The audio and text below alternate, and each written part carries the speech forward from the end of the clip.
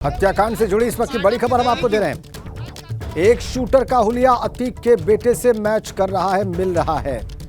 Half T shirt और चेहरे पर नकाब पहने दिखा एक शूटर। ये बड़ी अपडेट इस वक्त हम आपको दे रहे हैं। एक और वीडियो सामने आया है उमेश पाल हत्याकांड का, और उसमें एक शूटर का हुलिया अतीक अहमद के बेटे से मिलता हुआ दिखाई दे रहा है। हाफ टी शर्ट और चेहरे पर नकाब पहने दिखाई दिया ये शूटर। मोहम्मद मोइन लगातार वहां पर लोगों से बात कर रहे हैं जो कि इंसाफ की मांग कर रहे हैं इस मामले में। मोइन, इस बारे में आपको क्या जानकारी मिल पाई है? एक शूटर का हुलिया अतीक के बेटे से मैच करने की बात है सामने। बिल्कुल, देखिए, जो परिवार के लोग हैं उन्होंने साफ तौर पर कहा है कि यहाँ पर जो भी लोग हैं हमलावर, उनकी पहचान की जाए, पहचान करके कार्रवाई किया जाए। तो ये उमेश पाल का घर है और घर के बाहर आप देखिए कि सैकड़ों की भीड़ जुटी हुई है।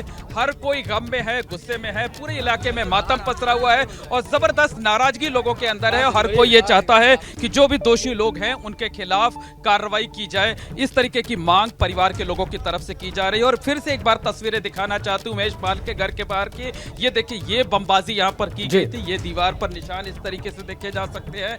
ये घर है, यहाँ पर उमेश पाल आए हुए थे लहूलुहान हालत में। उनकी मां और पत्नी ने बचाने की कोशिश की थी लेकिन बचाया नहीं जा सका था उनको। और उसके बाद ये गली के बाहर की तस्वीर, एक बार फिर से घटनास्थल की तस्वीर हम आपको दिखाना चाहेंगे। देखिए कितना सकरा रास्ता है, 2 फीट का भी रास्ता नहीं है और हमलावर इतने बेखौफ थे कि यहाँ पर जो है वो उमेश पाल का पीछा करते हुए इस गली में भागे थे। तो ठीक ये जगह है, देखिए ये रास्ता जो है वो जब कोर्ट से लौट रहे थे तो कोर्ट से ये रास्ता आता है शहर की तरफ से और ये बाईं तरफ कानपुर की तरफ जाता है। और उमेश पाल की जो क्रेटा गाड़ी थी ठीक इसी जगह आकर के रुकी हुई थी। यहाँ पर आगे से पहले गनर उतरता है, पीछे से उमेश पाल उतरते हैं और हमलावर चारों तरफ से आए। जो सीसीटीवी फुटेज है उसमें साफ नजर आ रहा है कि 2 गाड़ियों से हमलावर उतरे, बाइक से हमलावर उतरे। और ये जो ठीक पीछे दुकान देखी जा रही है, इस दुकान में ग्राहक बन करके एक हमलावर खड़ा हुआ था। इसने यहाँ से ताबड़तोड़ फायरिंग की। सामने जो बाईं तरफ जहाँ पर भीड़ लगी हुई है, इस तरफ से बमबाजी की गई, इस तरफ से बमबाजी की गई। तो हमलावर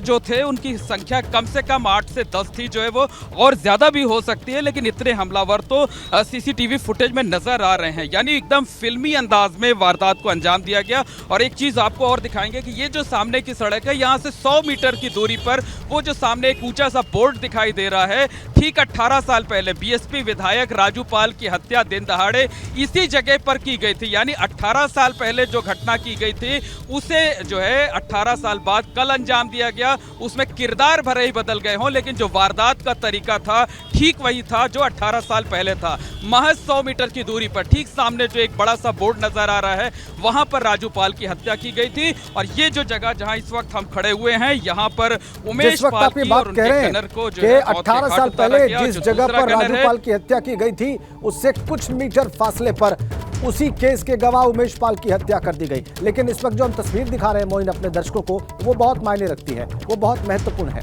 हम उस शूटर को दिखा रहे हैं जिसने कल उमेश पाल पर हमला किया, फायरिंग की, गोलियां बरसाई।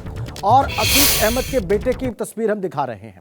आप देखिए इस शूटर को जिसने कल उमेश पाल पर हमला किया, दूसरी ओर अतीक अहमद के बेटे की तस्वीर। और आप अनुमान कर सकते हैं कि यह मैचिंग कितनी है, कितना करीब दिख रहा है हुलिया।